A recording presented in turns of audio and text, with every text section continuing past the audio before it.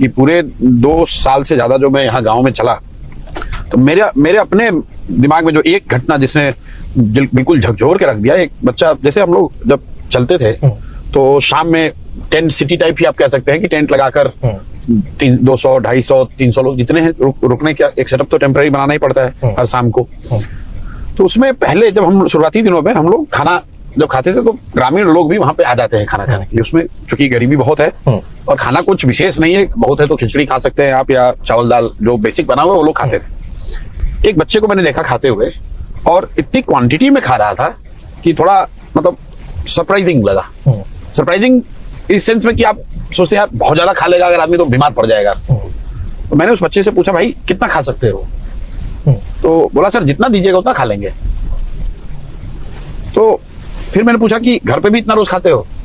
तो उसने जो बात कही उसके बाद कि सर आज तक ऐसा हुआ ही नहीं कि मेरा पेट भर गया हो और तसली में खाना बचा हुआ। ऐसा कोई दिन उसकी जिंदगी में नहीं हुआ जब उसने खाना खा लिया और खाना बचा हुआ, और खाना भी कोई डेलिकेसी नहीं, भात नॉर्मल चावल की बात हो रही है। मतलब इतना भी चावल नहीं है कि उसका मतलब उसको बच्चे को ये लगे कि मेरा पेट अब भर गया और फिर भी अभी चावल बचा हुआ है। मतलब उसका पेट उस हिसाब से कि चावल है कितना। ये इतनी बड़ी मतलब दिल को झकझोर देने वाली बात है कि मैं उससे उबर नहीं, मतलब कई बार उसको सोचता हूँ, 1-2 बार मैंने कहा भी लोगों को। तो ये आंकड़ों का गेम नहीं है। और फिर हम लोग बात करते हैं कि विश्व गुरु बन गए, अरे इतना विकास हो गया।